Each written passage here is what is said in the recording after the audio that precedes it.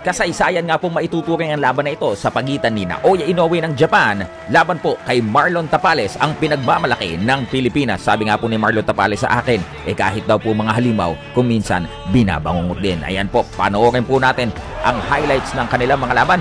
Ang kanila pong napipintong historical undisputed bout ay inaasahan pong mangyari bago matapos ang taon pong ito, mga kaibigan. So ito po, makikita po natin, pinabagsak po ni Naoya Inoue.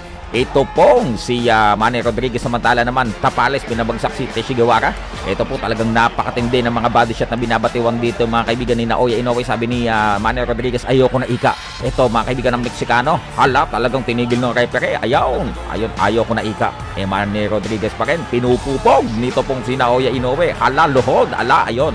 Okay, ito naman pong si Tapales, hinahabol ang kanyang hapon na kalaban. Ayan, hinahabol, hinahataw, mga kaibigan. Talagang napaka-eksplosibo ng dalawang manlalakong ito. Talagang nga naman po makikita po natin ito ay talagang fireworks sa kanila pong labanan. Ayun, si Donaire, ayan o, hala, ay napaluhod sa lakas ng body shot ni Inoue. Ayun, Marlon Tapales, talagang pinupupog. Ito si Teshigawara. Ayan yung kanilang laban para sa eliminator yan. Ito, Donaire Inoue to. Ay, bagsak si Donaire. Ay, ito si Sorsing Yao. Yan yung magaling na kampiyon din ng Thailand. Alay, pinabagsak pala ni Tapales. Ay, grabe.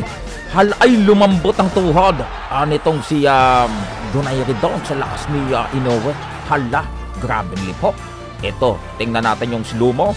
Slow-mo nitong si Tapales. Ayan, si Sorsing. Ay, nako, humiga, mga kaibigan.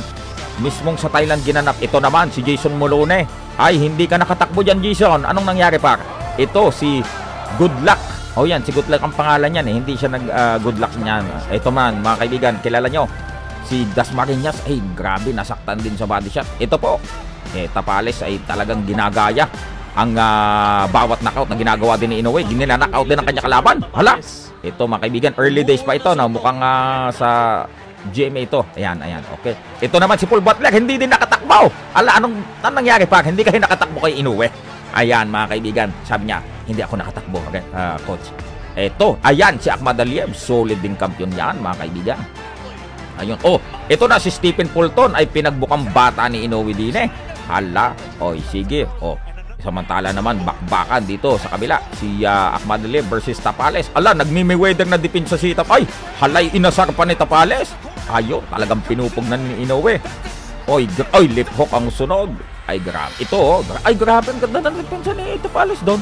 Parang si Mayweather, ay, grabe. Ito talaga, mga kaibigan, ang laban na ito ay ang ating pong pinakaabangan bago matapos ang taon na ito. Most probably, mga kaibigan, December yan, New Year's Eve sa Japan, mga kaibigan. Ayun, hay nakaw, bumagsak si Fulton. Ito, mga kaibigan, ito naman, tinalo ni Tapales si Ahmad Aliev. Kaya, mga kaibigan, sama-sama po nating abangan ang laban na ito.